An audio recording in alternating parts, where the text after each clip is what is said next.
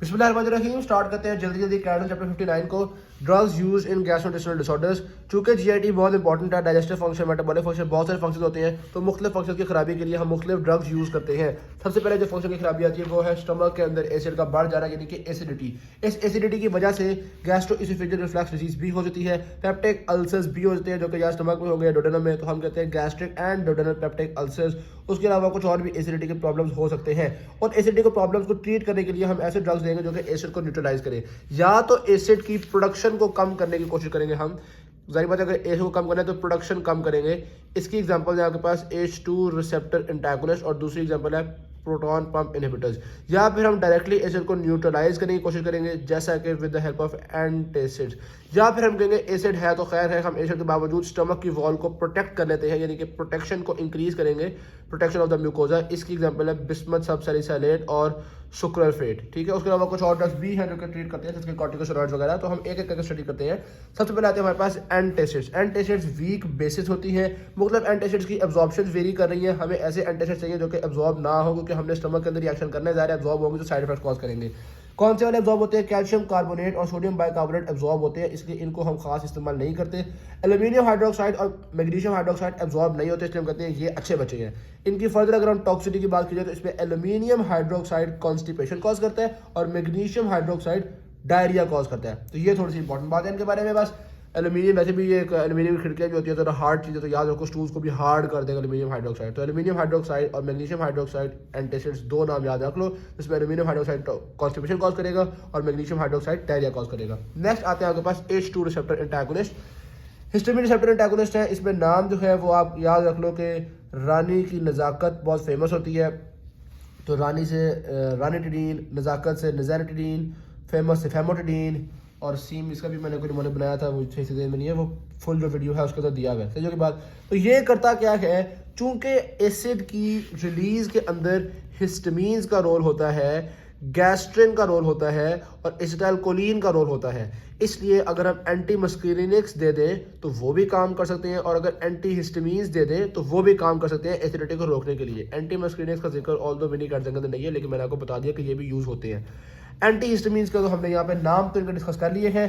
तो ये basically proton pump inhibitors को, मतलब जो जहाँ पे रिलीज हो रहे होते हैं आपके जो एसिड है, वहाँ पे जाकर उन्होंने काम कर देना है और इनहिबिट कर देना है। इसकी कुछ टॉक्सिटीज भी होती है जो कि मिनी कार्डियो मुझे लिखी हुई, लेकिन मैं आपको बता रहा हूँ इंपॉर्टेंट है इसकी टॉक्सिटीज, क्योंकि इसकी टॉक्सिटीज ही की वजह से अब हमने आहिस्ता आहिस्ता इनको यूज़ करना छोड़ दिया है और प्रोटॉन पंप इनहिबिटर्स को यूज़ करना शुरू कर दिया है। तो इनकी टॉक्सिटीज याद करने के लिए निमोनिक है हमारे पास डेक।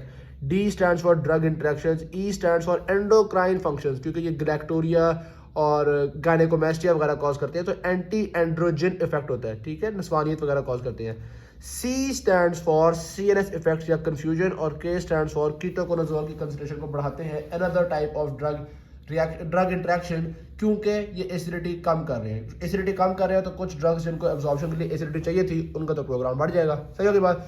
तो इन सारी चीज़ों की वजह से हमने H2 रिसेप्टर एंटागोनिस्ट का यूज़ बहुत कम कर दिया है। अब ज़्यादा यूज़ करते हैं हम प्रोटॉन पंप इनहिबिटर्स को, क्योंकि प्रोटॉन पंप इनहिबिटर्स ज़्यादा इफेक्टिव होते हैं। इसमें नाम आते हैं हमारे पास ओमेप्राजोल, जिसको आमतौर पर आप राइजेक के नाम से भी जानते हैं, बहुत मशहूर दवाई है, लैंसोप्राजोल, एसओमेप्राजोल, डेक्सलैंसोप्राजोल, पेंटोप्राजोल, अजोल जिसके एंड में आएगा, वो बेसिकली आपके पास प्रोटॉन पंप इनहिबिटर्स होते हैं।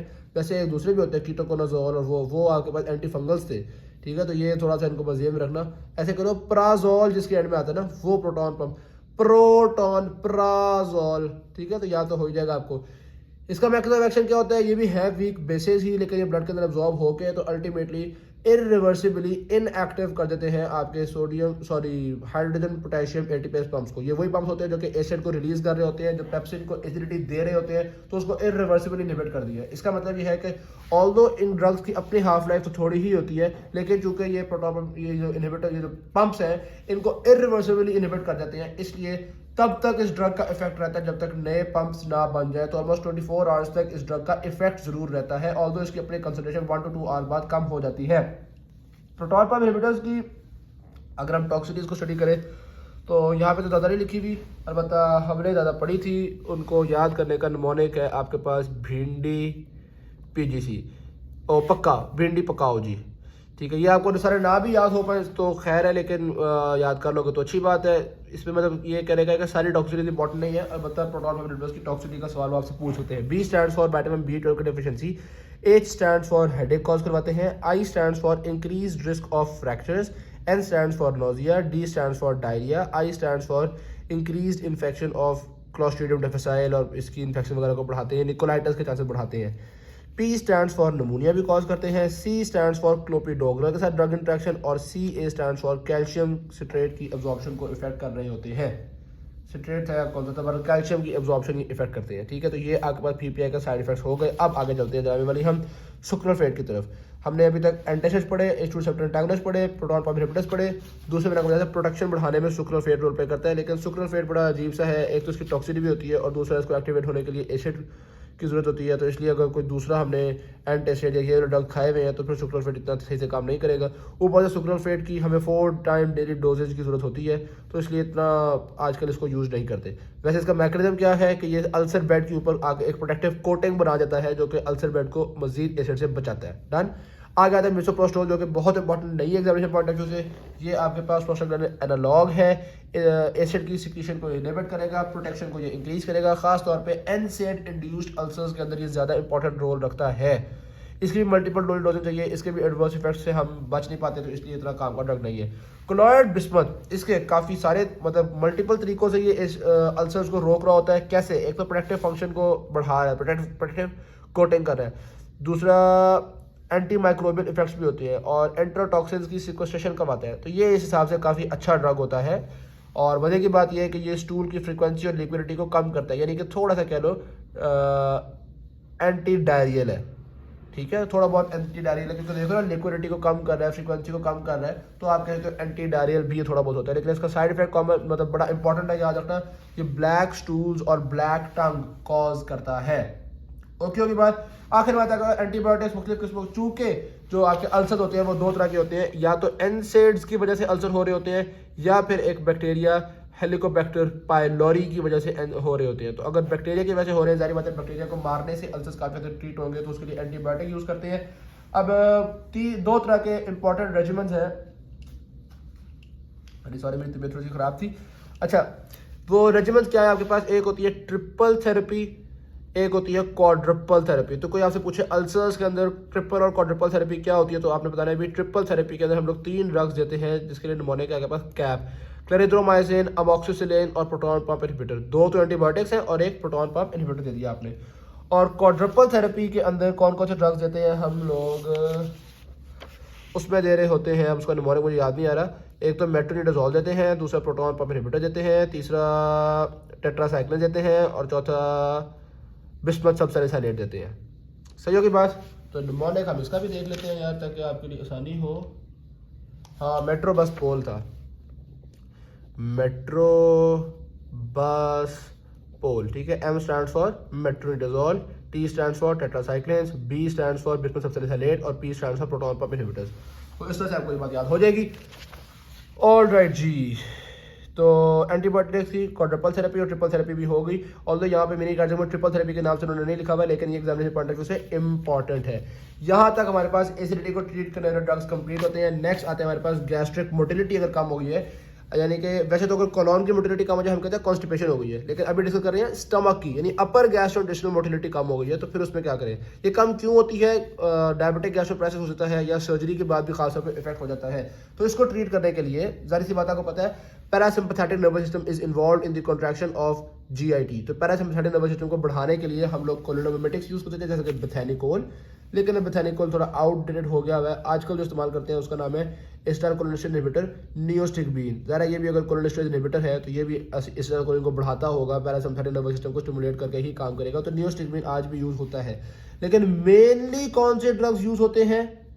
वो है आपके पास मेटोक्लोप्रामाइड और domperidone. These are dopamine receptor antagonist. Mechanism of action शायद ये भी इस तरह कोलिनर्जिक स्टिमुलेशन को डिक्रीज ही करते हैं, लेकिन डोपामीन रिसेप्टर्स पे एक्ट करके। तो D2 रिसेप्टर एंटागोनिस्ट, मेटोक्लोप्रामाइड और डोमपेरिडोन, ये ज़रा इंपॉर्टेंट है। इनके साइड इफेक्ट्स जो है ज़रा पता, चूंकि डोपामिन रिसेप्टर्स को इफेक्ट कर रहे हैं तो साइड इफेक्ट्स के पार्किंसनिज्म, एक्स्ट्रा इफेक्ट और hyperprolactinaemia. Since dopamine is inhibiting prolactin, तो आपने डोपामिन को इनहिबिट कर दिया है, प्रोलैक्टिन बढ़ जाएगा। सही होगी बात। उसके अलावा एक एंटीबायोटिक भी है जो कि गैस्ट्रोइंटेस्टाइनल मोटिलिटी को कम बढ़ाने के लिए दी जा सकती है। वो एंटीबायोटिक मैक्रोलाइड ग्रुप की एरिथ्रोमाइसिन है। ठीक है, ये मोटिलिटी रिसेप्टर्स को स्टिमुलेट करती है जिसकी वजह से मोटिलिटी बढ़ जाती है। नेक्स्ट आते हैं आपके पास लेग्जेटिव्स। तो कॉन्स्टिपेशन को ट्रीट करने के लिए हम लोग मुख्तलिफ किस्मों के लेग्जेटिव देख सकते हैं। कॉन्स्टिपेशन है तो जाहिर बात है हम स्टूल्स को सॉफ्ट करना चाहेंगे, लुब्रिकेट करना चाहेंगे, उनका वॉल्यूम बढ़ाना चाहेंगे ताकि थोड़े बहुत आगे जाएं। पेरिस्टाल्सिस क्रिएट करने के लिए कोई इरिटेंट, कोई स्टिमुलेंट देना चाहेंगे ताकि वॉल्स को कोई हया आए कि यार हमें कॉन्ट्रैक्ट करना चाहिए। तो देखते हैं कौन कौन से ड्रग्स होते हैं। एक तो बल्क फॉर्मिंग ड्रग्स होते हैं जो कि स्टूल्स का एक बल्क बना देंगे। इसमें एग्जाम्पल आती है साइलियम, मिथाइलसेलुलोज। अगर आप ये कैटेगरीज के नाम याद रख लो और हर कैटेगरी में दो एग्जाम्पल याद रख लो ना, तो ये काफ़ी होगा आपके लिए एग्जामिनेशन पॉइंट ऑफ व्यू में। खासतौर पर जल्दी जल्दी की वीडियो में तो हम इतना ही डिस्कस करेंगे। नंबर 2 पे आते हैं स्टूल सॉफ्टनिंग ड्रग्स, जिसमें डोकोसेट आता है, मिनरल ऑयल, ग्लिसरीन आता है। फिर आते हैं ऑस्मोटिक ड्रग्स ऐसे हैं जो कि वाटर को खींच के लेके आएंगे स्टूल के अंदर ताकि स्टूल थोड़ा और लिक्विड हो जाए। इसमें लैक्टोलोज और पॉलीइथाइलिन ग्लाइकोल, ये दो नाम बस याद रख लो। पॉलीइथाइलिन ग्लाइकोल खासतौर पर एंडोस्कोपी की प्रिपरेशन के लिए यूज होता है। लैक्टोलोज आपको पता है हेपेटिक एन्सेफेलोपैथी में यूज होता है। ये तो मेरा खैर पैसे फालतू बात बता दी है, ना भी याद हो आपको तो खैर, खासतौर पर जीआईटी में इसकी कोई सिग्निफिकेंस नहीं है। कुछ ड्रग्स है स्टिमुलेंट्स, यानी कि ये वॉल को स्टिमुलेट करते हैं कि पेरिस्टाल्सिस शुरू हो ताकि कॉन्स्टिपेशन ट्रीट हो सके। स्टिमुलेंट्स में नाम आता है आपके पास एलोसिना, कैस्टर ऑयल, बिसाकोडाइन। एनीवेज आगे आते हैं क्लोराइड चैनल एक्टिवेटर। ये क्लोराइड चैनल एक्टिवेटर्स आमतौर पे क्रोनिक कॉन्स्टिपेशन में इस्तेमाल करते हैं। ये भी क्लोराइड चैनल्स को एक्टिवेट करके तो वाटर को ले आते हैं आपकी जीआईटी के अंदर। क्लोराइड तो नाम याद रख लो, लिनाक्लोटाइड और लुबिप्रोस्टोन। ठीक है, लिनाक्लोटाइड जो होता है वो क्लोराइड चैनल के ऊपर इनडायरेक्टली एक्शन कर रहा होता है। ये डायरेक्टली क्लोराइड चैनल पे जाकर नहीं लगता, लेकिन साइक्लिक जीएफ में जाकर लगता है, जिसकी वजह से वो इफेक्ट हो जाता है। और आखिर में आते हैं ओपियोइड रिसेप्टर एंटागोनिस्ट, जैसे कि एल्विमोपैन। ये भी लेग्जेटिव्स होते हैं, ये भी कॉन्स्टिपेशन को ट्रीट करने में रोल प्ले करते हैं। अगर एक फालतू नाम में लिखना हुआ तो 5-HT4 रिसेप्टर एंटागोनिस्ट भी लिख देना, जिसमें एग्जांपल लिख देना प्रोकैलोप्राइड। ये बात है अभी आपको फालतू बता दी है ताकि आप टीचर को इंप्रेस कर सको, एक और नाम आप यहाँ पे लिख सको। और अगर एक और नाम लिखना हुआ ना तो ये जो स्टूल सॉफ्टनिंग ड्रग्स है इसमें आप एक अलग हेडिंग बनाना लुब्रिकेंट्स। और ये जो मिनरल ऑयल और ग्लिसरीन है ना, ये लुब्रिकेंट्स हैं, और डोकोसेट जो है ये स्टूल सॉफ्टनिंग है। ब्रॉडली देखा जाए तो हम इन सारों को स्टूल सॉफ्टनिंग ड्रग्स ही कह देते हैं। सही होगी बात। नेक्स्ट आते हैं एंटी डायरियल ड्रग्स की तरफ। और आपको याद है जब हम बिस्मुथ सल्फोनेट पढ़े थे तो हमने कहा था ये लिक्विडिटी को कम करता है, इसलिए डायरिया को ट्रीट करने के लिए यूज हो सकता है। तो एंटी डायरियल्स में एक तो यही आ जाएगा आपके पास, बिस्मुथ सल्फोनेट आ जाएगा। लेकिन मिनी कार्डियो ने खासतौर पर जिनका जिक्र किया हुआ है वो है ओपियोइड्स। बहुत ज़्यादा कॉन्स्टिपेशन कॉज करते हैं, तो आप कहते हो ओपियोइड्स एंटी डायरियल भी होते हैं। उसमें नाम आता है आपके पास डायफेनॉक्सिलेट और लोप्रामाइड। जब ओपियोइड्स है तो हमें डायफेनॉक्सिलेट से बंदा नशे ना करना शुरू हो जाए तो हम आमतौर पे इसकी फॉर्मुलेशन के अंदर थोड़ी सी एट्रोपिन मिला देते हैं, ताकि एट्रोपिन के जब साइड इफेक्ट्स आएंगे तो कोई बंदा भी नशा नहीं करेगा, कोई बंदा भी ओवरडोज नहीं खाएगा, बस जितने से उसकी डायरिया ट्रीट होता होगा उतनी ही गोलियां खाएगा। सही है। और लोप्रामाइड चूंकि इतना नशा कॉज करता नहीं है, इसलिए उसके साथ हमें एट्रोपिन मिलाने की जरूरत नहीं है। तो एक तो आपके पास ओपियोइड एगोनिस्ट हो गए जो कि अच्छा एंटी डायरियल एजेंट्स पे अगर आपको कोई ड्रग भी याद नहीं है ना तो ये ओपियोइड जरूर याद होना चाहिए, जिसमें डायफेनॉक्सिलेट और लोप्रामाइड लिख रहा है। सही है, अगर कोई और याद नहीं है। एनीवे इसके अलावा और कौन से ड्रग्स हैं, तो काउलिन हमारे पास एक है जिसको हम पेक्टिन के साथ मिला के देते हैं। पेक्टिन एप्पल से ड्राइव होने वाला एक इनडाइजेस्टिबल कार्बोहाइड्रेट है, तो इसमें मिला के देते हैं, ज़्यादा बेहतर फार्माकोकाइनेटिक्स हो जाती है काउलिन की, तो ये भी स्टूल की लिक्विडिटी को कम करता है। उसके अलावा कुछ एड्जॉर्बेंट्स जैसे कि एल्यूमिनियम हाइड्रोक्साइड, याद है एल्यूमिनियम हाइड्रोक्साइड एंटेशन में पढ़ा था हमने, कहा था कॉन्स्टिपेशन कॉज करता है। तो aluminium hydroxide can be use as an anti diarrhoeal, bismuth sulphonate can be use as an anti diarrhoeal. ये कोलॉइड बिस्मुथ को बिस्मुथ सल्फोनेट भी कहते हैं। ठीक है, bismuth sulphonate can be use as anti diarrhoeal. और उसके अलावा हमने देख लिया काउलिन हो गया और ये वाली बातें हो गई, ये सारे एंटी डायरियल हमारे पास कंप्लीट होते हैं। नेक्स्ट, और चूंकि वो जो ड्रग्स ज़्यादा एब्जॉर्ब नहीं होंगे तो वो ज़्यादा टॉक्सिसिटी कॉज नहीं करेंगे। अब बताइए, यहाँ पे एक और बात भी बताई हुई है कि अगर ब्लडी डायरिया है या हाई फीवर है तो इसका मतलब है कोई और मसला हुआ है, कोई तगड़ी किस्म की इन्फेक्शन हुई है। फिर आप ये सादे एंटी डायरियल्स ना दो, ये एडजॉर्बेंट्स वगैरह ना दो, फिर हम उसके कॉज को देखेंगे, उसको फ़र्क तरीके से ट्रीट करेंगे। ठीक है, तो ये एंटी डायरियल्स तब देते हैं जब सिर्फ जीआईटी का कोई मसला बना हुआ, कोई ज़्यादा इन्फेक्शन या ब्लडी डायरिया इस तरह की चीज़ नहीं है। डन।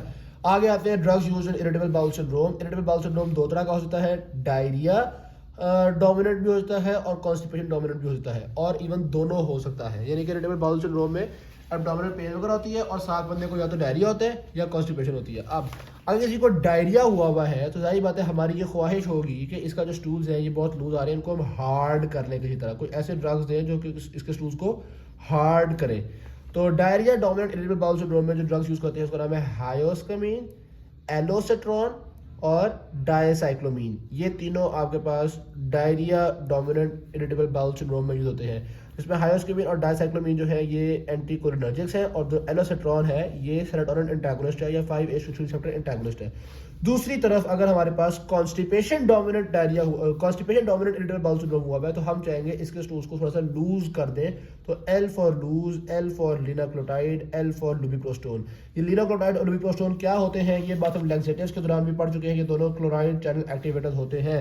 यहाँ पे टाइप 2 क्लोराइड चैनल एक्टिवेटर लिख दिया, उन्होंने थोड़ी सी डिटेल मुझे बता दी है। डन हो गया। नेक्स्ट हम आते हैं एंटी एमेटिक ड्रग्स की तरफ। एंटी एमेटिक ड्रग्स वो ड्रग्स है जो कि वॉमिटिंग को रोकने में रोल प्ले करते हैं। वॉमिटिंग को अगर हम थोड़ा सा देख लें, इसमें एक होती है हमारे पास कीमो ट्रिगर जोन।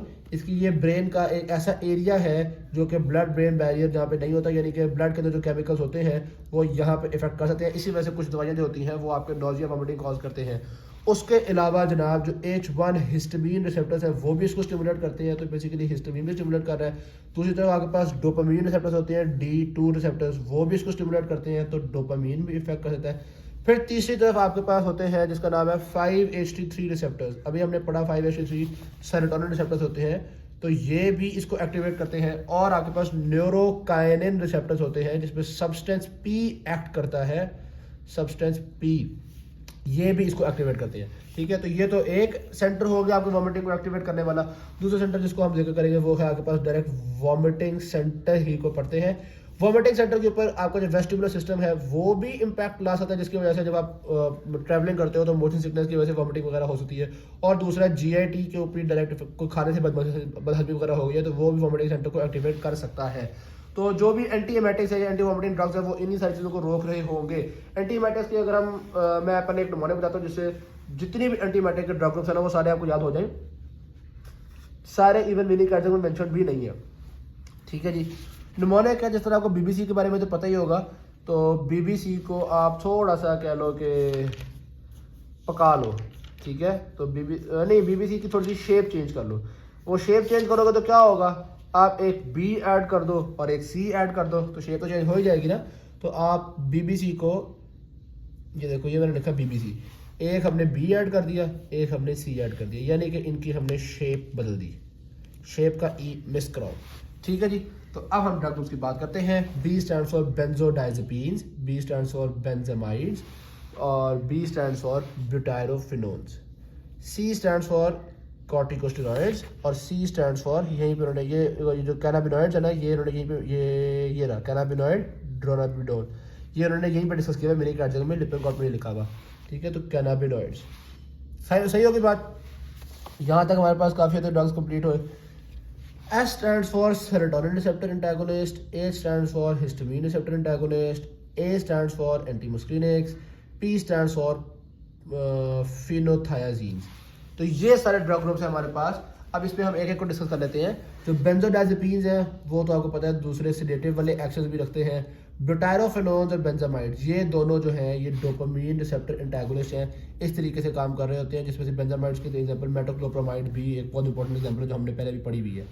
कॉर्टिकोस्टेरॉइड्स का क्या मैकेनिज्म एक्शन है, ये प्रोस्टाग्लैंडिन्स को इनहिबिट करके ही काम कर रहे होते हैं, इसको गोली मारो। सेरोटोनिन रिसेप्टर एंटागोनिस्ट तो सेरोटोनिन रिसेप्टर्स को एंटागोनाइज करेंगे। और ये जो है आपके पास एंटीमस्क्रीनिक्स अपने तरीके से, मतलब जारी बात है, वो कोलिनर्जिक स्टिमुलेशन को कम करके काम करते हैं। फिनोथायाजीन्स ये भी नहीं, बल्कि एक ड्रग ग्रुप हमारे पास मिस हो रहा है और वो है न्यूरोकाइनिन रिसेप्टर एंटागोनिस्ट। न्यूरोकाइनिन रिसेप्टर एंटागोनिस्ट कौन सा ड्रग था, वेरी सॉरी, जल्दी की वीडियो में थोड़ा सा नंबर कोई एक ड्रग ग्रुप मिस हो रहा है उसमें, वो है न्यूरोकाइनिन रिसेप्टर एंटागोनिस्ट। इसके अंदर एपिरिपेटेंट वगैरह आते हैं, तो वो जो लंबी वीडियो है उसके अंदर ये नंबर डिटेल से डिस्कस हुआ है। बहरहाल ये वाले ड्रग ग्रुप भी अगर आप सारे डिस्कस कर लेंगे तो मोर देन इनफ है, इनफ नहीं है, मोर देन इनफ है। ठीक होगी बात।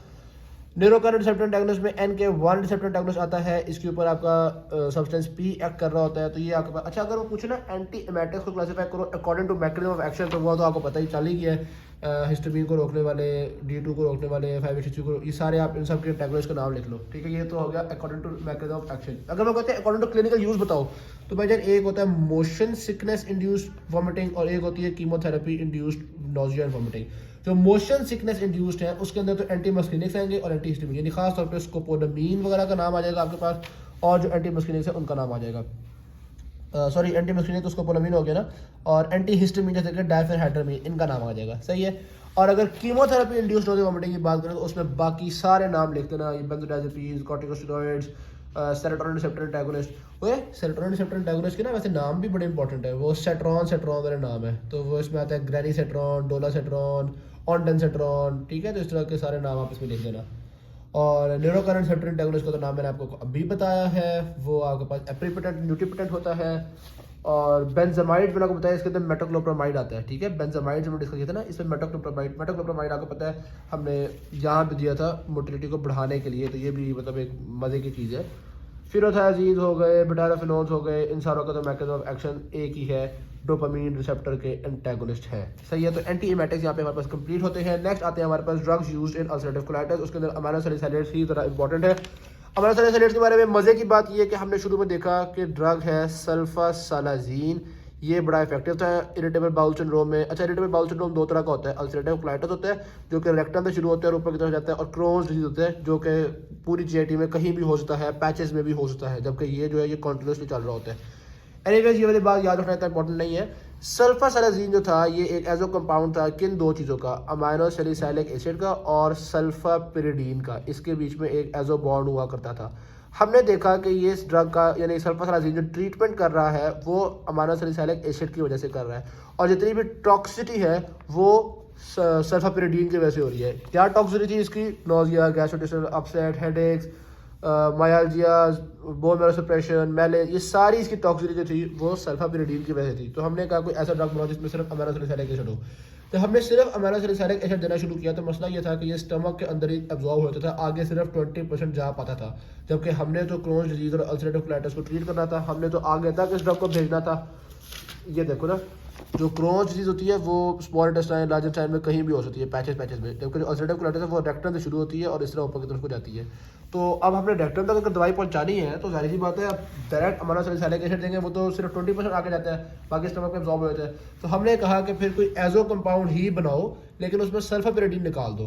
तो अमाइनो सैलिसाइलिक एसिड के एजो कंपाउंड जिसमें सल्फापिरिडीन नहीं होती उसका नाम है बालसलाजीन या ऑल सलाजीन। तो ये है तो एजो कंपाउंड ही, लेकिन इसमें सल्फापिरिडीन हमने निकाल दी है, ठीक है। अमाइनो सैलिसाइलिक एसिड का बॉन्ड अमाइनो सैलिसाइलिक एसिड के साथ ही बना दिया या कोई इस तरह का काम किया।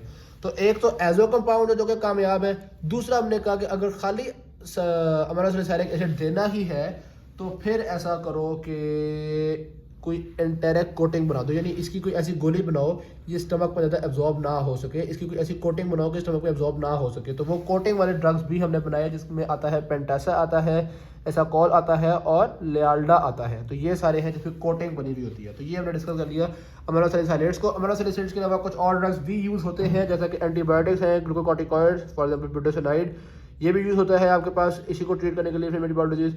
कुछ इम्यूनोसप्रेसिव एंटीमेटाबोलाइट्स हैं जिसमें एजाथायोप्रिन का नाम आता है, 6-मेरकैप्टोप्यूरिन, एजाथायोप्रिन और 6-मेरकैप्टोप्यूरिन दोनों को मिला के थायोप्योरिन्स भी कहते हैं, और मेथोट्रेक्सेट।